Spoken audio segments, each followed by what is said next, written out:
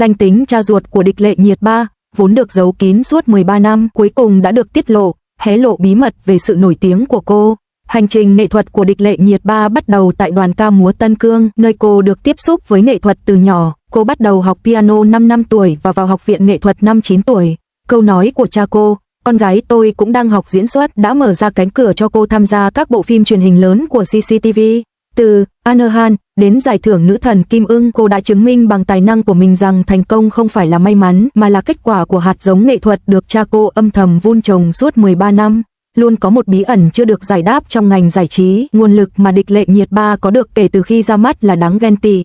Bí mật đằng sau điều này là gì? Gần đây, bí ẩn cuối cùng đã được hé lộ, hóa ra cha cô, Dili Mulais Abaidullah, là một diễn viên hạng nhất quốc gia, một sự thật mà ông đã giấu kín suốt 13 năm. Nghe tin này, nhiều người hâm mộ lâu năm đã thốt lên rằng không có gì lạ khi Địch Lệ Nhiệt Ba sở hữu khí chất nghệ thuật như vậy, nó đã có từ thời thơ ấu. Khi nhắc đến cô gái Tân Cương này, điều đầu tiên mọi người nghĩ đến là vẻ đẹp, nhưng cô ấy không chỉ bằng lòng với vẻ ngoài xinh đẹp.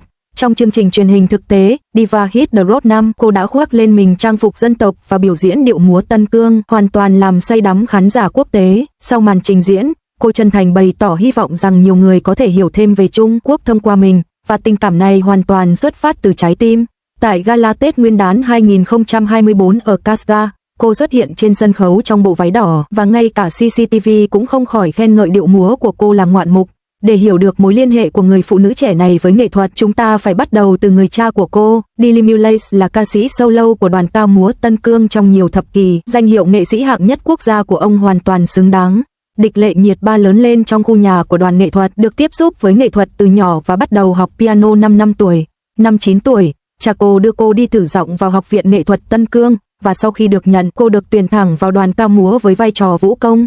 Về mặt logic, với một người cha hát hay, Địch Lệ Nhiệt Ba lẽ ra nên theo đuổi sự nghiệp ca hát, nhưng cô tiết lộ, cha tôi nghĩ tôi hát không hay và ông ấy đã dập tắt hoàn toàn giấc mơ học nhạc của tôi. Khi thi vào các trường nghệ thuật, cô dự định thể hiện tài năng bằng một màn trình diễn piano, nhưng trên sân khấu, tay cô run rẩy vì hồi hộp đến nỗi cô chơi rất tệ.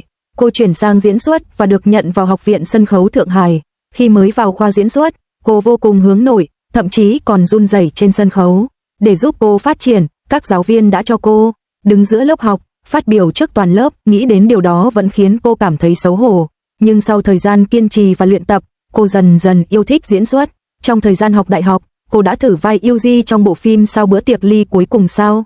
Mặc dù không được chọn, nhưng nhiều công ty quản lý tài năng bắt đầu chú ý đến cô.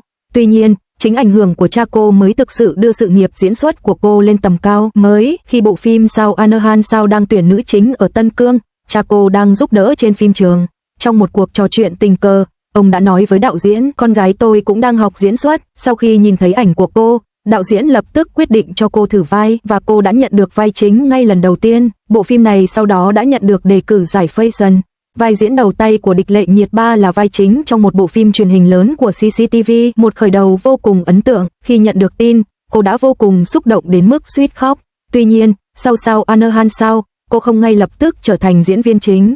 Cô đã trau dồi kỹ năng diễn xuất của mình qua nhiều vai phụ trong các bộ phim khác nhau.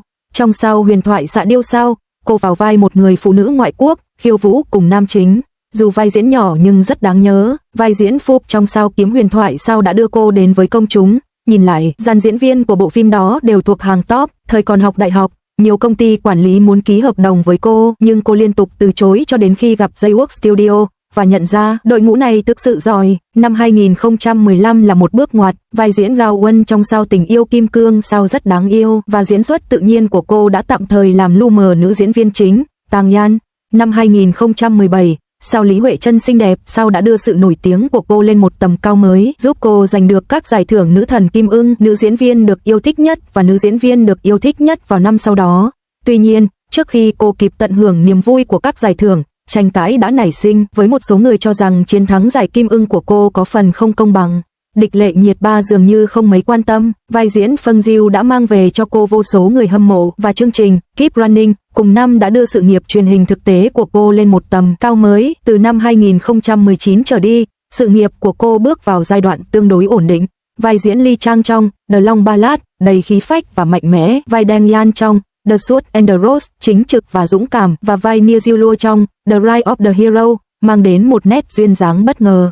Cô chưa bao giờ cố tình che giấu quá khứ gia đình mình, nhưng vì trước đó cô chưa nổi tiếng nên không ai quan tâm cha cô là ai. Danh tiếng của cô đã vượt xa cha mình. Lily Mullis vẫn vậy, lặng lẽ tỏa sáng trên sân khấu riêng của mình. Tại gala Tết Nguyên đán Coachella 2026, anh đã trình diễn bài hát Night of the Grassland. Kỹ năng ca hát điêu luyện của anh đã khiến cư dân mạng phải thốt lên, quả thật gen di truyền rất tốt. Ông để lại cho con gái một bức thư với 8 từ: hãy làm mọi việc với lòng khiêm nhường, hãy là một người khiêm nhường. Người ngoài cho rằng Địch Lệ Nhiệt Ba rất may mắn, cô ra mắt với vai nữ chính, được dương mịch dìu dắt và có nguồn lực tuyệt vời cho các chương trình giải trí. Ngay cả trong Chị Em Tạo Sóng, cô cũng trở thành một nữ diễn viên phụ kinh điển. Cha của Địch Lệ Nhiệt Ba, ông Billy Mullis, vốn là một diễn viên hạng nhất quốc gia và là một ca sĩ nổi tiếng ở Tân Cương, sở hữu tài năng và kinh nghiệm đáng kể. Ông đã cống hiến nhiều năm cho sân khấu, từng là nghệ sĩ solo trong đoàn ca múa Tân Cương và theo học tại Nhạc viện Trung Quốc. Kỹ năng ca hát của ông được đánh giá là hàng đầu. Trên sân khấu, giọng hát của ông trầm ấm và vang vọng, phong thái cuốn hút và mỗi nốt nhạc đều toát lên tính nghệ thuật. Nhiều fan mới có thể tò mò về nguồn gốc biệt danh Fetzy của Địch Lệ Nhiệt Ba. Thực ra, biệt danh này không ám chỉ vóc dáng của cô mà là một biệt danh trìu mến từ người hâm mộ. Tên thật của Địch Lệ Nhiệt Ba là Địch Lệ Nhiệt Ba Dilmurat, khá dài và khó nhớ. Trong những năm đầu sự nghiệp, do khuôn mặt tròn trịa và tính cách dễ thương, người hâm mộ đã trìu mến gọi cô là Fetzy. Biệt danh này đã theo cô từ một nữ diễn viên mới nổi đến một ngôi sao hàng đầu. Chứng kiến sự chuyển mình và thành công của cô, các cuộc thảo luận về Dilmurat chủ yếu xoay quanh hai cá nhân. Một là Dilmurat Abaidullah, cha của nữ diễn viên Địch Lệ Nhiệt Ba. Dilmurat, người gần đây thu hút sự chú ý rộng rãi nhờ những thành tựu nghệ thuật và nền giáo dục gia đình. Người còn lại là Dilmurat Maulania, một cầu thủ bóng đá mà sự phát triển sự nghiệp cũng thu hút sự quan tâm của một số người hâm mộ. Là một diễn viên hạng nhất quốc gia và là ca sĩ kỳ cựu của đoàn ca múa Tân Cương, bà được hưởng các khoản phụ cấp đặc biệt từ Hội đồng Nhà nước và đã gắn bó sâu sắc với lĩnh vực âm nhạc dân tộc trong nhiều năm. Năm 2026, Coachella trình diễn bài hát Đêm trên Thảo Nguyên tại gala Tết Nguyên đán. Nhịp thở đều đặn và cảm xúc dạt dào của anh đã nhận được nhiều lời khen ngợi, được đánh giá là màn trình diễn chuẩn mực. Bài hát này đã gắn bó xuyên suốt sự nghiệp nghệ thuật của anh, từ thời niên thiếu đến khi bước lên sân khấu chuyên nghiệp. Ông từng theo học tại Nhạc viện Trung Quốc thời trẻ, có nền tảng sân khấu vững chắc và giỏi biểu diễn thanh nhạc mang đậm bản sắc dân tộc. Tượng của ông đã được chọn để trưng bày tại Bảo tàng Tân Cương. Ảnh hưởng gia đình, Địch Lệ Nhiệt Ba bắt đầu học múa từ năm 9 tuổi và gia nhập đoàn ca múa Tân Cương năm 15 tuổi. Cảm thụ nghệ thuật và phong cách biểu diễn trên sân khấu của cô chịu ảnh hưởng sâu sắc từ không khí gia đình. Triết lý nuôi dạy con cái, nhấn mạnh sự khiêm tốn, siêng năng và tầm quan trọng của năng lực. Khi còn nhỏ, Địch Lệ Nhiệt Ba từng bị cha mình chỉ trích gay gắt vì không chào hỏi giáo viên. Điều này đã định hình cách cư xử và cách giáo dục của cô. Cha con họ không bao giờ công khai ra thế và tập trung vào lĩnh vực chuyên môn của mình. Sự hưởng ứng của công chúng, cư dân mạng thừa nhận tài năng nghệ thuật bẩm sinh, nhưng họ còn chắc chắn hơn về những nỗ lực cá nhân của Địch Lệ Nhiệt Ba, chẳng hạn như việc tự mình hoàn thành 90% các cảnh hành động mạo hiểm trong Thanh Kiếm và Hoa Hồng. Trọng tâm thảo luận gần đây, khoảng ngày 10 tháng 3, hashtag thăng Địch Lệ Nhiệt Ba Faderiza National First Class Chapter thăng trở thành xu hướng trên mạng xã hội, với nhiều tài khoản đã được xác minh giải thích về lý lịch nghề nghiệp của cô. Dư luận đang bị chia rẽ, những điểm tích cực ca ngợi tính cách khiêm tốn và thực tế, cũng như phẩm chất đạo đức cao và tài năng nghệ thuật của anh ấy, đại diện cho sự kế thừa một truyền thống gia đình có nguồn gốc hoàn hảo. 446.976 tranh cãi, một số ý kiến đặt câu hỏi về việc quá chú trọng đến lý thuyết di truyền và bỏ qua những nỗ lực của chính Địch Lệ Nhiệt Ba. Sinh ra tại Cô La, Tân Cương, anh chơi ở vị trí hậu vệ và hiện đang thi đấu cho câu lạc bộ bóng đá Vân Nam Yukon. Anh chuyển đến Chongqing Lifan vào năm 2019 và có trận ra mắt tại giải vô địch quốc gia Trung Quốc Chinese Super League. Năm 2022, anh ghi một bàn thắng từ xa cho Henan Chienai, lập kỷ lục câu lạc bộ. Và năm 2024, anh giành chức vô địch giải hạng nhất Trung Quốc China League One cùng với Yunnan Yukon.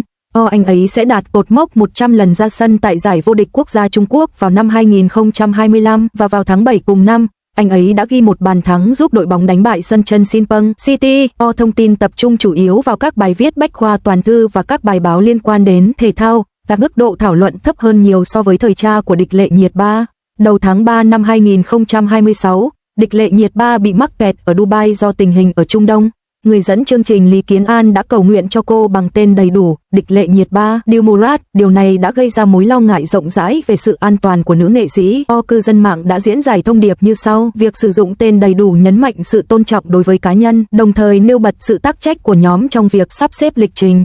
Vào ngày 13 tháng 3, giữa lúc cuộc tranh luận sôi nổi về đang diễn ra, cư dân mạng đã tìm hiểu logic đằng sau việc đặt tên cho các dân tộc thiểu số, chẳng hạn như liệu Daily Muley có nên được coi là họ hay không, nhưng vẫn chưa có kết luận rõ ràng. Những mô tả về thành tựu nghệ thuật của Daily Muley Abaidullah được xác minh chéo bởi nhiều nguồn tin đáng tin cậy, do đó rất đáng tin. Tuy nhiên, các chi tiết về quá trình học vấn của gia đình Địch Lệ Nhiệt Ba chứa đựng những lời kể mang tính chủ quan, với một số nội dung bắt nguồn từ các nguồn thông tin thông thường, đòi hỏi phải xác minh cẩn thận. Thông tin về cầu thủ bóng đá Dil Murad được lấy từ một mục trong Bách khoa toàn thư và không được cập nhật lắm. Dữ liệu mới nhất là năm 2025, có thể không phản ánh đúng diễn biến thực tế. Chỉ có cô biết rằng đây không chỉ là may mắn mà là hạt giống nghệ thuật được cha cô gieo trồng từ nhỏ và nó chưa bao giờ ngừng phát triển trong suốt 13 năm cuộc đời cô.